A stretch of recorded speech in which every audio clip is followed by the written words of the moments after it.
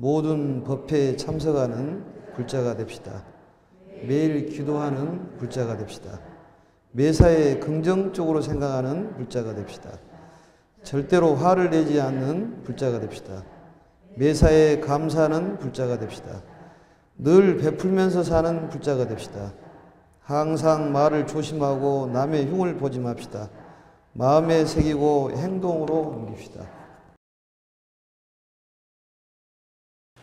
오늘은 오정신관법하고 또 삼재에 대해서 좀 알아보도록 이렇게 하겠습니다. 우선 이제 책을 141페이지 좀 볼까요? 불교의 명절이 있는데 불교의 명절은 뭐가 있을까요? 불교의 명절 하면 뭐 초파일, 그 다음에 뭐 초하루, 동지, 입춘 이렇게 얘기하는데 5대 명절 하면은 첫 번째 이제 부처님 오신 날 탄생일을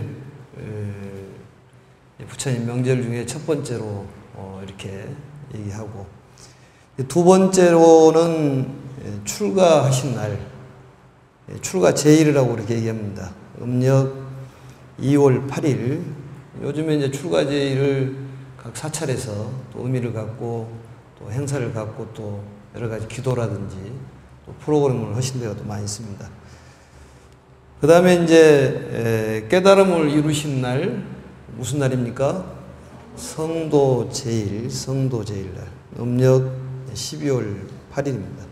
성도 제일 날은 각 사찰에서 주로 이제 철야 정진 법회라고 해서 3,000배를 하신다든지 이러한 것들을 합니다. 그 다음 네 번째가 열반제일이라고 해서 음력 2월 15일 부처님께서 열반하신 날, 그날을 명절의 네 번째 명절이라고 이렇게 얘기하고, 그 다음 다섯 번째 명절은 우란문절, 백중이라고 얘기했는데 음력 7월 15일을 백중날이라고 이렇게 얘기합니다. 그래서 이날은 살아계신 분보다도 돌아가신 분들을 위해서 기도해주고 또 회향하고 이런 날입니다. 그래서 이걸 네 가지, 다섯 가지를 이제 우리 불교의 5대 명절이라고 그렇게 얘기합니다. 그걸 기억을 하세요. 이제 그 외의 명절이 많이 있죠. 뭐 입춘, 또 동지라든지 뭐 칠석이라든지, 또 그 외의 행사가 우리 절 같으면 초하루 법회, 그 다음에 영가님을 위해서 기도하는 지장제일 음력 18일 날, 또 음력 24일 날 관음제일 날도 있고, 또 일요법회도 있고, 토요일 날 8시부터 하는 다라니 기도라든지 그 외에 이제 여러 가지 기도가 있습니다. 참고적으로 이렇게 하시면 좋을 것 같습니다. 그리고 이제 모든 것이란 이 기도라든지 수행은 반복적으로 계속 이렇게 해야지만이 그 실력이 줄지 않지, 하다 말다 하면은 그게 기도가 잘 성취가 안 됩니다. 운동선수들도 운동을 계속 하시다가 오래 쉬면은 본인 실력이 제대로 나오지를 않고, 유명한 뭐 피아니스트라든지 음악가들도 오랫동안 쉬면은 제 실력이 나오지를 않는답니다. 또 야구 선수들도 보면은 그 시합에 임하기 위해서 매일 5,000번, 7,000번씩 스윙 연습을 하듯이 우리도 이 사찰에서 도장에서 연습을 해서 실전에 써보도록 하는 것이 필요한데, 이러한 것들은 여러 번 이제 반복적으로 계속 해야지만이 본인 것이 된다, 그런 얘기입니다. 오늘은 삼재에 대해서 좀 알아보는데, 삼재라는 것은 이제 세 가지 재앙을 삼재라고 이렇게 얘기합니다. 삼재가 다들 무섭다고 얘기하는데 우리 불교를 하신 분들은 무서울 건 없고, 세상의 이치에 따라서 순리대로 살아가면 그게 잘 사는 방법이고, 또 삼재를 이겨나가는 그러한 자세라고 볼 수가 있습니다. 이 삼재라는 것은 이제 보통 띠로 해가지고 이제 12년에 한 번씩 돌아오는 것인데, 이제 모든 것은 주기가 있어서 주기가 있습니다. 그러니까 하늘에도 어떤 이치가 있고 그걸 천리라고 얘기하고, 땅에도 이치가 있고 그걸 질이라고 얘기하고, 또 숫자에도 이치가 있어서 그 숫자의 이치를 또 수리라고 또 얘기를 하고, 또 법리가 있고 교리가 있고, 또 물질적으로는 이치가 있는데 그걸 물리가 있다고 얘기하고, 가장 중요적인 것은 심리가 있는 것입니다. 그래서 모든 것은 거기에 이치에 맞게 음과 양이 있고, 또 대와 소가 있고, 또 어떤 피크 지점이 있으면 또 슬로우 지점이 있는 것이 이 세상의 이치라고 볼 수가 있습니다. 그러니까 우리의 삶에 어떤 이 사이클이 있는데, 그 사이클의 좀 슬럼프에 어떤 슬로우 지점에 해당하는 것이 우리 삼재라고 볼 수가 있는데, 누구든지 그걸 겪어야 된다 그런 얘기입니다. 그러니까 이 대지에 이 사시사철이 있는데, 이 대지에 사시사철이 있다는 것은 결국은 그 기운을 받고 우리가 살아가기 때문에 우리도 거기에 사시사철이 있을 수밖에 없습니다. 정치적으로도 사시사철이 있고, 또 경제적으로도, 또 어떤 가정적으로도, 또 건강상으로도 사시사철이 있는 것이에요. 그걸 잘 받아들여서 인정을 하고, 우리가 쉴 때 쉬고 또 활동할 때 활동해야 되는데, 잠잘 때 활동을 하면은 그게 또 문제가 되는 것이고, 또 활동할 때 잠자면 그것도 어려운 일이라고 볼 수가 있습니다. 예, 성인들이 말씀이 그 날아다니는 새가 쓸데없이 날개짓을 하고 다니면은 그물에 걸릴 가능성이 많고, 또 짐승이 쓸데없이 돌아다니면은 사냥꾼에 뛰어서 이 화살에 맞게 돼 있다 이러듯이, 또 낮에는 활동하고 밤에는 쉬어야 되는 거예요. 가정적으로도 그게 쉬어야 될 때 활동을 하면은 큰 재앙이 있을 수 있는 것이죠. 잠 잘 때 잠 자야 되고, 동면할 때 동면해야 되는데 그걸 활동하면 재앙이 된다는 것이죠. 결국 그게 우리가 어떤 경제적으로나 어떤 가정적으로 거의 한 10년에서 12년 사이에 일어나는 일이, 이게 위로 올라갔다가 내려가는 지점까지 이 사이클이 있는데, 그 사이클이 10년에서 한 12년 되는 것입니다.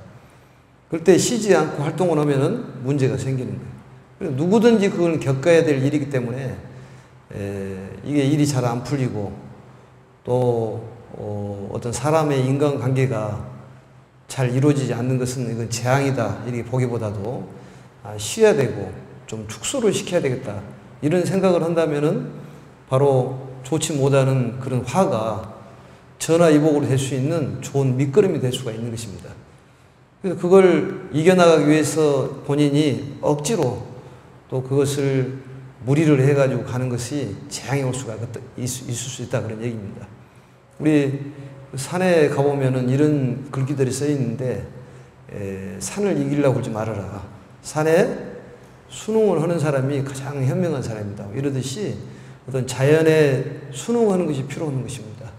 그게 바로 이 삼재를 이겨나는 방법이에요. 그래서 삼재라는 것이 보면, 여기에서 보면은 탐하고 또 성내고 어리석음을 이 탐진치 삼독이라고 얘기하는데, 여기에서 말하는 삼재가 수재라는 것이 탐을 얘기하고, 또 화재라는 것은 성냄을 얘기하는 것이고, 풍재라는 것은 어리석음을 얘기하는 것입니다. 그래서 이게 세 가지가 마음속에 자리 잡으면 그걸 삼독이라고 얘기하고, 또 이 탐진치의 근본 번뇌를 우리가 해결할 수 있는 방법이 개정의 사막입니다. 그래서 탐을 해결하는 공부가 개를 닫고, 또 화를 제거하는 데는 정을 닦고, 또 어리석음을 제거하는 데서는 우리가 지혜를 배우는 것이 바로 개정의 사막이라고 볼 수가 있습니다. 그래서 우리가 탐이라는 것은 욕심을 내는 것인데, 우리가 욕심을 내지 않고 우리 베푸는 마음을 먹고 자꾸 남을 배려하는 마음을 먹으면은 탐이 제거가 되는 것이죠. 그러니까 그 사이클이, 우리가 시점이 욕심을 낼 때가 있고 또 남에게 줄 때가 있는데, 가지기보다도 베풀어야 될 시기에 가지려고 애를 쓰면 문제가 되는 것입니다. 우리 몸뚱아리 구조도 먹으면은 어떻게 해야 돼요? 이게 배설을 해야 되는데 계속 먹기만 하고 배설을 못 하면 탈이 생기는 거예요. 그러니까 탐을 할 때 우리가 먹어야 될 때 먹어야 되는데, 또 먹을 때 싸고 쌀 때 먹고 그러면 그게 이 조절이 잘 안 돼서 문제가 생기듯이 인생살이가 그렇다는 얘기예요. 그러니까 우리가 탐할 때는 탐해야 되겠지만 버릴 때는 버려야 되기 때문에, 버릴 시점에 우리가 욕심을 내면 문제가 되는 것이죠. 그럴 때는 베풀기도 하고 좀 쉬기도 하고 이래야 한다는 얘기입니다. 그리고 관세음보살 보험품에 보면은 이제 그러한 삼재를 이기는 방법이 나와 있으니까 그건 조금 이따 한번 보기로 하겠습니다. 그리고 이제 진이라는 것은 성냄을 얘기하는 것인데, 성냄은 바로 이 정에 들었을 때 바로 이제 성냄이 해결되는 것입니다. 그리고 치라는 것은 우리 어리석음을 얘기하는데, 그것은 지혜를 가짐으로써 해결할 수가 있는데, 우리 화라는 것이 너무 뭐 여러 번 얘기했지만, 화라는 것은 왜 난다고 그랬습니까? 그 근본 원리만 알면 화가 해결될 수 있는 것인데, 화라는 것은 본인 마음대로 안 되면 화가 나고 성질이 납니다. 결국은 화를 안 내려면은 본인 마음대로 하지 않고, 내 마음대로 하지 않고 누구 마음대로 하면 돼요? 네 마음대로 하면은 성질이 안 나는 것이고, 이 성을 나는 그 근본적인 것은 자비심이 없어서 그렇다는 거예요. 우리 오정신관법의 저기 두 번째에 해당하는 게 자비관인데, 이 성냄이 심한 사람은 연민심, 또 예민심, 좋아하는 마음이라든지 또 사랑하는 마음이 없어서 성을 낸다는 거예요. 그러니까 자비심이 없어서 성을 내기 때문에 결국 자비스러운 마음을 자꾸 먹음으로써 성냄을 제거할 수 있는 것이죠. 그러니까 우리가 뭐 성질이 나고 또 꼬라지가 나고 이런 것은 전부 본인 마음대로 안 되고 자비심이 없고 무자비스럽기 때문에 그렇다는 것이죠. 결국은 자비한 마음, 그걸 한자로 줄이면은 짠한 마음을 가져야지만이 성냄을 제거할 수 있는 것이에요. 그건 원론적으로 보면 간단합니다. 많은 책을 보고 또 그걸 연구를 해도 이 원론만 알면은 같다는 것 아니겠습니까? 화를 안 내는 방법, 누구든지 화를 안 낼 수는 없지만, 그 화라는 것은 무상해서 이거 변하기 때문에 거기 화에 대해서 너무 집착하지 말으라는 게 부처님의 가르침이에요. 성을 안 내고 살 수가 없습니다. 그렇지만 성냄도 변하고 또 좋아하는 마음도 변하기 때문에 그 시점만 잘 넘어가면 되는 거예요. 그래서 화를 안 내려면 어떻게 마음을 먹어야 돼요? 짠한 마음을 먹으면 된다니까요. 짠한 마음. 그게 진을 해결하는 방법입니다. 그리고 이제 지혜를 가지면은 우리 어리석음을 해결할 수가 있는데, 결국 지혜라는 것은 우리가 인연에 대해서 잘 알면은 우리가 지혜 있는 사람이라고 얘기합니다. 어리석음이라는 것은 우리가 콩을 심어서 콩을 거두려고 생각하지 않고 콩을 심어놓고 팥을 거두려는 사람, 이런 사람들을 이제 불량하다고 얘기하는데, 그게 어리석다고 얘기하는 것이죠. 그래서 이 탐진치, 삼독을 해결하는 것이 우리가 마음을 잘 관리하는 방법인데, 오정신관법을 닦으면 그게 해결이 됩니다. 그래, 오정신관법 중에서 첫 번째가 탐을 해결하는 방법이 부정관법을 닦는 거예요. 부정관법이라는 것은 욕심이 많은 사람들이 바로 이제 부정관법을 닦아야 되는데, 이 몸에 대해서 욕심이 너무 지나치게 많다는 것이죠. 탐이 많아요. 그러면 이 몸에 9가지의 구멍이 있는데 거기에서 더러운 것이 나온다. 우리가 하루만 세수를 안 해줘도 얼굴이 더럽고, 또 눈에는 눈곱이 나오고, 또 귀에는 이 더러운 오물이 나오고, 코에는 또 콧물이 나오고, 입에는 뭐 가래, 때가 나오고 이러듯이 몸에 이 더러운 것들이 나온다고 부정하다. 깨끗하지 못하는 것을 자꾸 간언함으로써 우리가 탐함을 해결할 수가 있습니다. 또 이제 두 번째로서는 조금 전에 얘기했던 성냄을 제거하는 방법이 바로 자비관이에요. 자꾸 자비스러운 마음을 갖는 거예요. 우리 자비하면 관세음보살님의 마음인데, 관세음보살 마음은 예민 중생이에요. 모든 중생들을 불쌍히 생각해 본다고 말이죠. 어머니 같은 마음. 관세음보살님은 남자인가요, 여자인가요? 보살에 어떤 성별 구별이 있는 것은 아닙니다. 우리 어머니 같은 마음은 정말로 따뜻하고 또 자비스럽기 때문에 관세음보살님을 어머니 같다고 얘기하지 성별이 있는 것은 아니에요. 그래도 관세음보살님의 상징은 항상 따뜻하고 또 우리를 애민스럽게 생각하는, 짠하게 생각하는 그런 마음이 관세음보살의 마음이기 때문에 그러한 마음을 갖도록 우리가 자꾸 노력을 하는 거예요. 그런 생각을 하면은 그 생각이 마음에 싹이 터서 우리가 거기에서 가지가 나오고 잎이 나오고 꽃이 나와서 열매를 맺게 되어 있는 것입니다. 그리고 이제 세 번째가 인연관법이에요. 인연관법이라는 것은 모든 것이 인연으로 연결되어 있다 그런 얘기입니다. 혼자 살 수가 없다는 거예요. 혼자 살 수가 없고 모든 사람들이 다 나를 돕고 살고 또 내가 상대를 돕고 이렇게 살아간다 그런 얘기입니다. 혼자 살 수가 없어요. 어떤 시골 농부가 수박 농사를 짓는데 수박 예전에는 서리가 있었잖아요. 그것도 미풍양속이었는데 요즘에는 수박 서리 하면은 잡아갑니다. 근데 수박 서리를 하는데 하도 서리를 많이 하니까 거기다가 팻말을 하나 붙여놨대요. 주인이. 어딘가는 모르는데 이 수박 안에는 독약이 들어있다. 그러니까 수박 서리를 할 수가 없잖아요. 예?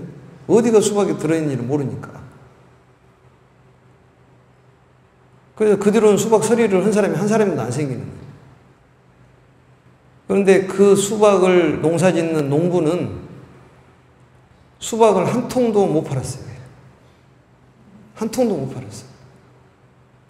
왜 그러냐면 본인이 독약을 넣은 그 수박은 표시가 돼서 아는데 그 며칠 뒤에 또 하나의 팻말이 붙었는데 뭐라고 붙었냐면 어디엔가는 독약이 들어있는 수박이 한 통이 있을 것이다. 그 서리하는 사람이 하나를 또 붙여놨다니 거기다가. 그러니까 그 수박을 팔 수가 없잖아요. 상당히 영리한 도둑일지 모르겠지만 그러니까 우리가 좀 나누면서 살아야 되는데 너무 혼자만 생각하다 보니까 또 거기에 대책을 세우는 건 아니겠습니까? 예전에는 배가 고파서 먹을 것이 없으니까 토마토도 서리에서도 먹고 뭐 감자도 먹고 그게 어떤 풍습으로 돼 있어도 괜찮았지만 요즘에는 이제 그게 안 됐지 않습니까? 그건 서로 어울려서 살아가는 거예요. 도움을 서로 주고받고 하는 것이 바로 이제 인연이다 그런 얘기입니다. 전부 연결이 돼 있다는 거예요. 그래서 부처님 말씀에도 이런 얘기 했어요. 당신이 나를 위해 존재하는 것이 아니라 내가 당신을 위해서 존재한다는 사실을 깨달아야 한다 그런 얘기입니다. 그게 바로 인연관법이에요. 그러니까 우리가 이기심이 많은 이유는 당신을 위해서 내가 존재하기 때문에 그게 분쟁이 생기는 것인데 당신을 위해서 내가 존재한다고 생각한다면 그게 분쟁이 없어질 것이다. 서로 연결돼 있다니까요. 우리 몸뚱아리도 전부 연결이 돼 있지 않습니까? 우주적으로 놓고 보더라도 전부 연결이 돼 있어요. 부처님의 가르침을 보면 이 삼법인을 바탕으로 해서 부처님은 모든 것이 연결이 되어 있고 인연에 의해서 창조된다는 것을 깨달았지 않습니까? 그래가지고 중도 실천이에요. 84,000의 법문을 보면은 삼법인을 벗어나지가 못합니다. 그래서 무상과 무아를 알면 우리가 열반 적정이고, 무상과 무아를 모르면 일체 계고고, 또 모든 창조가 되는 것은 전부 인연에 의해서 만들어지는 것이고, 또 중도 실천이라는 것은 한쪽에 치우치지 않는 거잖아요. 두 가지 다 잘하는 것이 바로 중도 실천이에요. 언젠가도 얘기했는가 모르겠습니다만, 정말로 그 돈을 많이 번 갑부가 있었는데 그 갑부를 찾아가서 좀 돈을 버는 방법을 좀 일러주십시오. 그러니까 그 갑부가 얘기하기를, 이 담을 하나 담에 가가지고 여기에서 그쪽으로 건너가거라. 그러면 내가 그 좋은 비법을, 돈 벌 수 있는 방법을 일러주겠다. 어떠한 기구를 쓰고 어떠한 도구를 쓰더라도 관계가 없다. 그러니까 돈을 못 번 그 사람이 그 갑부의 얘기를 듣고 본인이 생각해낸 생각이 사다리를 하나 갖다 주라. 사다리를 갖다 주고 그 담을 넘어갔어. 그러니까 갑부가 하는 얘기가 다시 넘어오라. 못 넘어오잖아요. 그러면서 그러기 때문에 너는 돈을 못 버는 것이다. 그러면서 돈 버는 방법을 일러주겠다면서 망치와 정을 가져오라 해가지고 담을 뚫어요. 큰 구멍을 내는 것이다. 그래서 왔다 갔다 하는, 이게 자유스럽게 이곳 저곳으로 왔다 갔다 하는 것을 바로 중도라고 얘기하고, 그러한 삶이 바로 생각이 돈을 많이 벌 수 있는 생각이다 그 말이죠. 인생은 동굴이 아니라 터널이라고 그러지 않습니까? 동굴을 뚫어서 사는 사람은 맥히는 것이죠. 그렇지만 터널을 뚫는 사람은 어느 정도의 시간이 지나가면 밝은 길이 나오잖아요. 그러니까 이곳과 이곳으로 왔다 갔다 할 수 있는, 우리가 그걸 차안과 피안을 왔다 갔다 할 수 있는, 피차가 일반이라고 그러는데 그게 바로 중도 실천이에요. 공부를 잘할 수 있는 방법이라든지 돈을 잘 벌 수 있는 방법이 그거다 그 말이죠.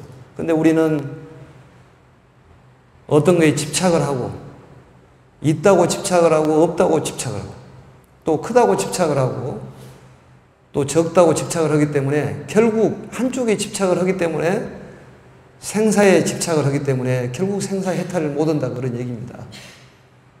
우리 불교의 궁극적인 목적은 해탈이에요. 생사 해탈이에요. 평상시에 우리가 이거에 집착하지 않고 저거에 집착하지 않는다면은 결국 거기에 벗어날 수가 있는 것입니다. 그래서 이 지혜를 얻으면 우리가 그걸 벗어날 수가 있는데, 세간의 지혜와 출세간의 지혜는 또 틀려요. 세간의 지혜는 뭐라고 얘기하냐면, 지라는 것은 분별을 잘하는 것이고, 해라는 것은 결단을 잘 내리는 것을 해라고 그렇게 얘기합니다. 우리가 매일매일 어떤 그 선택을 해야 되잖아요. 선택 속에서 살아가요. 그러니까 지혜 중에서 지라는 것은 분별을 잘하는 거예요. 선택을 잘하는 거예요. 취사 선택을 잘하는 것인데, 이 두 가지를 갖고 어떤 걸 선택을 하느냐, 이 결단을 내려야 한다고 말이죠. 그걸 해라고 하는 거예요. 그걸 잘하는 사람을 지혜가 있는 사람이라고 얘기하고, 그걸 또 잘 결정을 하면 그 사람이 성공했다고 얘기할 수가 있습니다. 그렇지만 출세간에 그런 지혜는 어떤 결정을 잘하는 그 지혜가 아니라 무분별을 바로 최고의 지혜로 취급합니다. 하나로 생각하는 거예요. 둘로 생각하는 것이 아니에요. 우리가 수능 때가 되면은 일반인들이 이 학교를 택해야 됩니까? 저 학교를 택해야 됩니까? 또 점을 많이 치지 않습니까? 두 가지 중에 선택을 하는 거예요. 결국은 점이라는 것이.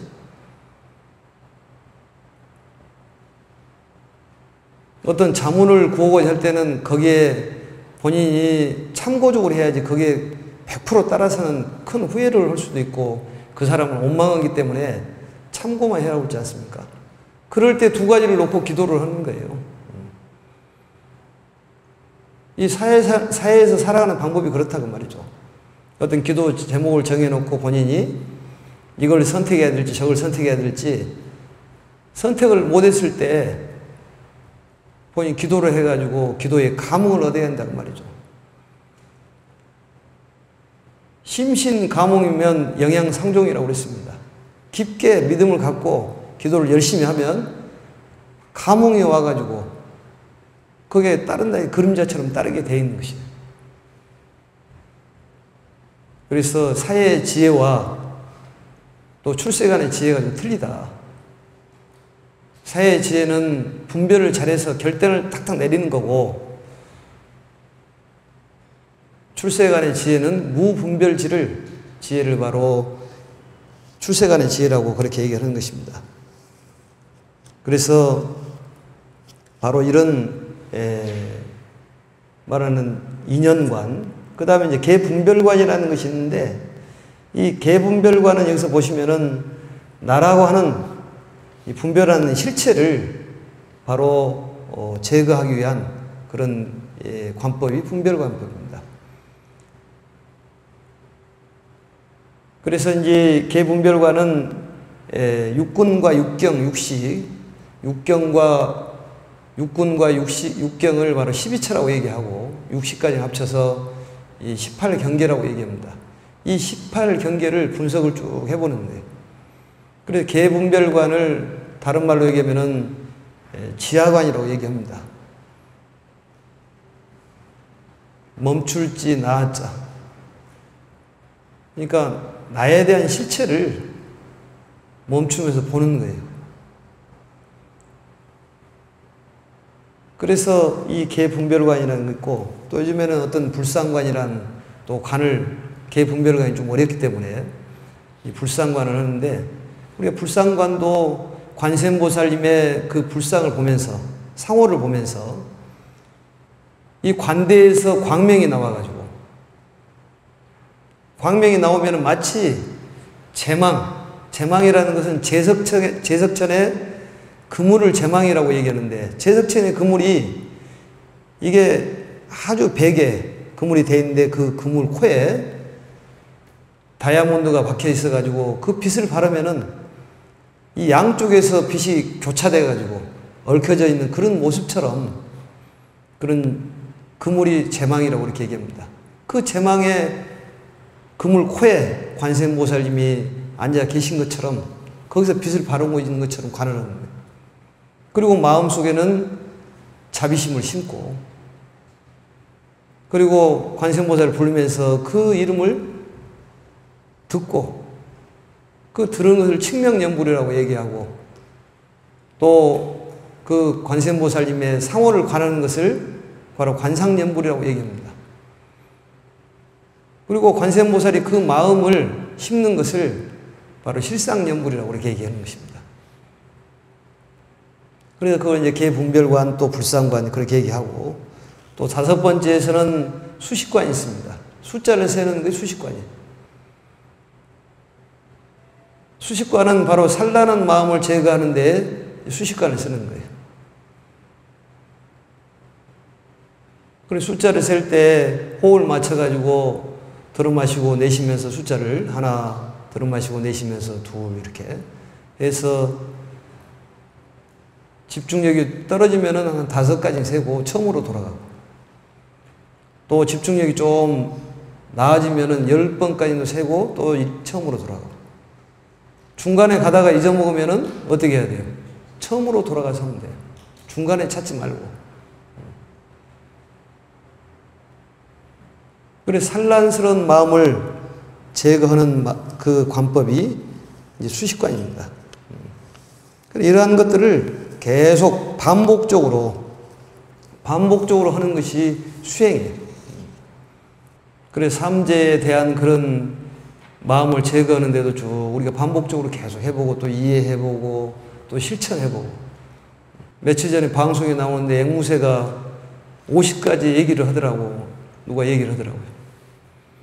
근데 그 앵무새가 뭐 깨꼬리 소리도 하고 뭐 닭 소리도 하고 비둘기 소리도 하고 까치 소리 뭐 까마귀 소리 다 하는데 그게 반복적으로 수천 번에 4,000번 5,000번 반복적으로 하면은 그게 이루어진다는 거예요. 이 공부라는 것은 바로 반복적으로 해야 됩니다. 기도도 계속 반복적으로 하는 거예요. 또 법회도 참석을 할 때 꾸준히 초하루 때 오고 또 지장제일날, 관음제일날 오는 것이 습관이 중요해요. 그래서 신도들이 초하루 때 안 오면은 어떤 금단 현상이 일어나가지고 소화가 안 된다든지 또 어디가 다리가 다친다든지 이런 일이 일어났으면 좋겠다. 그건 악담일 수 있겠지만은 우리가 초하루 때 절에 오는 습관 또 어떤 관음제일날 행사 때 오는 습관이 필요하다 그런 얘기예요. 다른 종교인들보다도 절에 오는 것이 참 많지가 않습니다. 그래도 지금 이 정도에 오신 분들은 일주일에 몇 번씩 오기 때문에 훌륭한 불자라고 볼 수가 있겠습니다만 여기 안 오신 분들 그분들을 얘기한다 보면 보통 1년에 뭐 한 번이라든지 또 1년에 2번 1년에 한 번 오는 신도를 콘도 신도라고 그렇게 얘기합니다. 콘도를 1년에 한 번씩 하지 않습니까? 근데 절에 오는 것도 습관이에요. 기도 오는 것도 습관이다니까요. 그러니까 어떤 기도를 하나 잡았으면 계속 반복적으로 하는 거예요. 관세음보살이면 관세음보살, 또 아니면은 지장보살이면 지장보살, 또 아니면은 뭐 수식관을 하든 부처님 말씀에도 천착구이하면은 언젠가는 기발할 때가 온다고 그랬어요. 뚫고 계속 땅을 뚫으면은 물이 나와요. 언젠가는 나오게 돼 있습니다. 이게 기도를 자꾸 방법을 바꾼다는 이건 좋은 방법이 아닙니다. 다라진 했으면 계속 해야 돼요. 또 광명진을 하면 계속 광명진 어느 정도 하면 되는 거예요. 그렇지만 스님하고 인연이 맺어졌기 때문에 신묘장구 대다라진을 해라는 거예요. 인연 따라 가는 것이기 때문에. 그 기도에 기운이 있는 것입니다. 그래서 토요일날 우리가 다라니 기도 오면서 그 어떤 마정숙이라든지 마정숙이라는 것은 부처님께서 천수경을 설할 때 천수다라니를 설할 때 그때 관세음보살님께 그 주문을 설해 주신 그 부처님이 청광왕 정주열의 부처님입니다. 그 부처님의 이름 첫자를 따서 천을 쓰고 그 머리에 손을 얹었다 해서 수를 쓰는 거예요. 말씀에다 해서 경을 쓰고 그래서 천수경이에요. 그게 이제 마정숙입니다. 마정숙이를 요즘엔 남방 쪽에서 그 스님네들이 많이 하지 않습니까? 또 그걸 또 다른 어떤 종교에서 그걸 뭐 안수기도라고 하는데 원래 우리가 했던 것이에요. 스님네들이 마정숙이를 하면 뭐 이상하게 생각할지 모르지만은 그런 기별을 주는 거예요. 기운을 주는 거예요. 매들이 몸이 아프면은 거기에다가 머리에다가 손을 얹고 신묘장구 대다라니 합편이라 하면 그게 천공왕 정주의 부처님께서 관세음보살님께 모든 것을 제사를 넘겨주듯이 그 애한테 기운을 주는 거다니까요.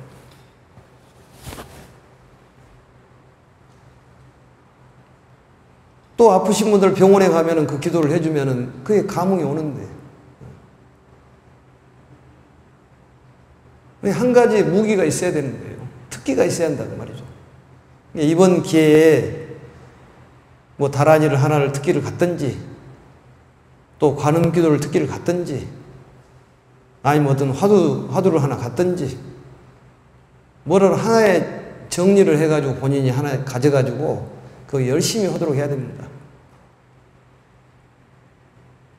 부처님께서 구시나가라 사라상수에서 아난을 옆에 두고 가사를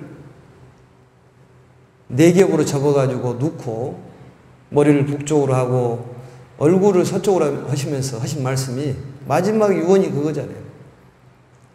자등명, 법등명, 자귀, 법기도 얘기하셨지만 부지런히 정진해라.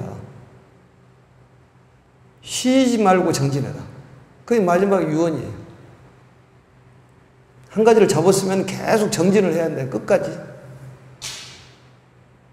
어떤 집안에 가면은 아들이 있는 집안이 있고 어떤 집안에 가면 아들이 없는 집안이 있는데 그 차이가 있답니다. 아들이 있는 집안에는 꾸준히 아들 낳을 때까지 계속 용맹정진을 하기 때문에 아들을 낳을 수가 있는 것이고, 용맹정진이라는 것은 여러 군데 쓸 수가 있습니다. 기도에만 쓰는 것이 아니라 그게 천차구이라니까요. 그러니까 뭐든지 될 때까지 하면 되는 거예요. 끝까지. 그게 용맹정진. 어떠한 관법이 있으면 관법도 꾸준히 하는 거예요. 우리가 탐진치 삼독을 근본 본래를 해결할 수 있는 우리 부처님의 가르침을 닦는 데에 수행이 필요한데 그 수행을 하나 잡으면 꾸준히 하면은 언젠가는 기발할 때가 있어서 반드시 이루어진다니까요. 우리 속담에도 그런 얘기 있지 않습니까? 10번 찍어서 안 넘어갈 나무가 없다. 이렇게 얘기하니까 그것도 도끼 나름이다 그렇게 얘기하는데 그럴 수도 있겠습니다만 같은 거라도 같은 그런 입장에서 찍으면 넘어가게 돼 있습니다. 기도하면 안 될 것이 없어요. 수행을 하면 안 될 것이 없어요. 그게 믿음이 필요한 것이에요. 이번에 딱 마음을 먹고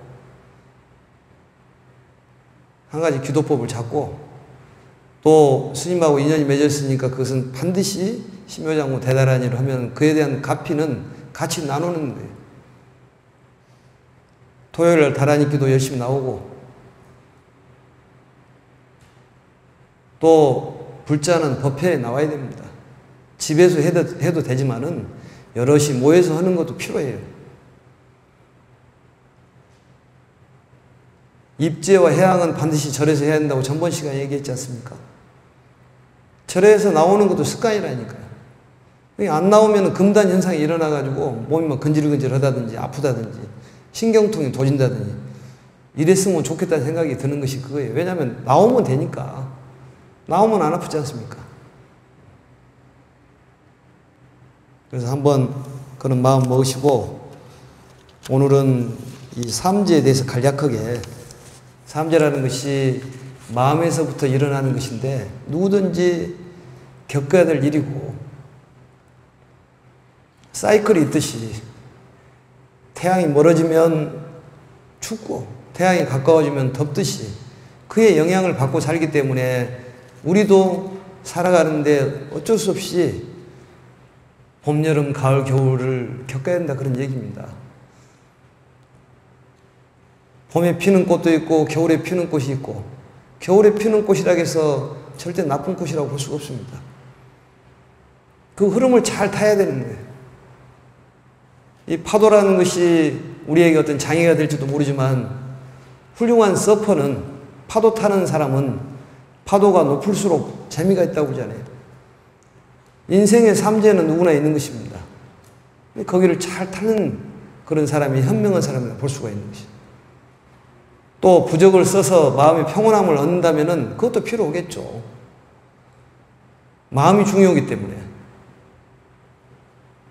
그렇지만 그걸 잘 타도록 노력을 하고 반드시 우리가 겪어야 될 그러한 어떤 사이클이 있다는 것을 생각을 하시면은 인생이 좀 즐겁지 않을까 이런 생각이 듭니다. 그리고 두 번째, 우리 오정신관법을 말씀을 드렸었는데, 오정신관법 5가지 마음을 머무르는 관법이 있는데 그게 바로 첫 번째 보면은 부정관법이 있고, 두 번째 자비관법, 세 번째 인연관법, 또 개분별관법, 또 5번째 수신관법이 있으니까 이걸 본인의 마음을 다스리는데 잘 활용을 하신다면 충분히 도움이 되실 걸로 생각을 합니다. 그래서 사람이라는 것이 살면서 괴롭지 않은 사람이 없습니다. 결국 우리 괴로움을 해결해 주시기 위해서 부처님께서 이 땅에 오신 목적이 그거지. 이 괴로움이 없으면은 부처님의 가르침도 필요가 없는 거예요. 부처님께서 괴로움에 대한 분명한 해결 방법을 제시를 했으니까 거기에 대한 우리가 꾸준한 노력, 끊임없는 정진, 이것만이 우리가 살아가는데 행복을 찾아갈 수 있는 길이라고 볼 수가 있습니다. 아무튼 날씨가 덥고 그러니까 몸 건강하시고 이걸로 마치겠습니다. 수고하셨습니다.